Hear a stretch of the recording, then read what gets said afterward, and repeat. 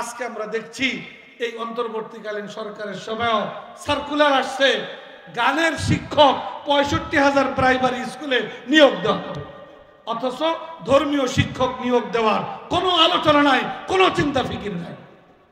এই ব্যাপারে আমাদেরকে সোচ্চার হতে হবে। পাশাপাশি এই দেশে কোরআন সুন্নাহর এই শিক্ষা ধারা যেই প্রতিষ্ঠানগুলা ধরে রেখেছে, এই প্রতিষ্ঠানগুলোর জন্য সচল থাকে, এই প্রতিষ্ঠানগুলো যেন আরো ভালোভাবে এগিয়ে যেতে পারে, তার জন্য সচেষ্ট হওয়া, সর্বাত্মক সহযোগিতামূলক ভূমিকা পালন করা, এটা আমাদের প্রত্যেকটা মুসলমানের ঈমানি দায়িত্ব এবং কর্তব্য। আল্লাহ পাক যে ঘোষণা করেছেন, ইন্না নাহনু নাযালনা যিকরা ওয়া ইন্না লাহু লাহাফিজুন, যে আমি কোরআন নাযিল করেছি, আমি কোরআন হেফাজতের জিম্মাদারি পালন করব। বাকি আল্লাহ পাক বাস্তবে কোরআন হেফাজতের জন্য আমাদের মধ্য থেকে কিছু মানুষকে আল্লাহ তাআলা বাছাই করেন, হাফেজ হয়, আলেম হয়, নিজেদের জীবনকে কোরআন সুন্নাহর শিক্ষা ধারার সাথেই তারা সম্পৃক্ত করে মওত পর্যন্ত এই ময়দানে তারা ভূমিকা রাখেন।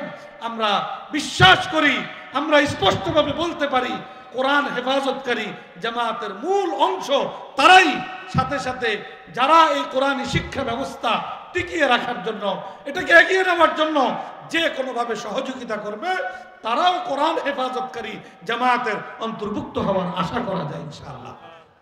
তো আপনাদের এখানে জামিয়া ইসলামিয়া মদিনাতুল উলুম মাদ্রাসা জীর্ণ শীর্ণ অবস্থায় এখানে চলছে।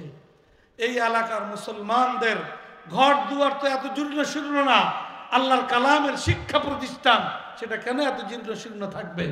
আপনাদের দায়িত্ব, আপনারা এই প্রতিষ্ঠানের দিকে মনোযোগী হন এবং আপনারা পাড়ায় পাড়ায়, মহল্লায় মহল্লায় কোরআনী মক্তব, কোরআনী হিফজখানা, কোরআনী শিক্ষালয় আপনারা গড়ে তোলেন এবং দেশব্যাপী আপনারা কোরআনী শিক্ষা এবং মৌলিক ইসলাম শিক্ষার সর্বস্তরে বাধ্যতামূলকভাবে সেটাকে অন্তর্ভুক্ত করার দাবিতে সোচ্চার হওয়া, এটা গোটা মুসলিম জাতির ঈমানি দায়িত্ব এবং ফরিজা। আজকে আল্লাহ তাআলা সুযোগ দিয়েছেন, 15 বছর তো এভাবে কেটেছে যে কোরআনের কথা জোরালো ভাবে বলাটাও ছিল অন্যায়, অপরাধ, কিন্তু আল্লাহ তাআলা এখন সুযোগ দিয়েছে, সুযোগকে কাজে লাগাতে হবে। যারাই আগামী দিনে ক্ষমতায় যাবেন, যারাই ক্ষমতায় যাওয়ার স্বপ্ন দেখছেন, তাদের কাছে আমাদের আবেদন থাকবে, আহ্বান থাকবে, আপনারা যদি আল্লাহর রহমত আপনাদের দিকে পেতে চান, তাহলে আল্লাহর কালামের শিক্ষা ব্যবস্থা, আল্লাহর দেওয়া ইসলামের শিক্ষা ব্যবস্থা, এটাকে সমাজের সর্বত্র ছড়িয়ে দেওয়ার ব্যাপারে অঙ্গীকারাবদ্ধ হন। ইনশাআল্লাহ আল্লাহর সাহায্য আপনাদের সামনে হাল থাকবে ইনশাআল্লাহ।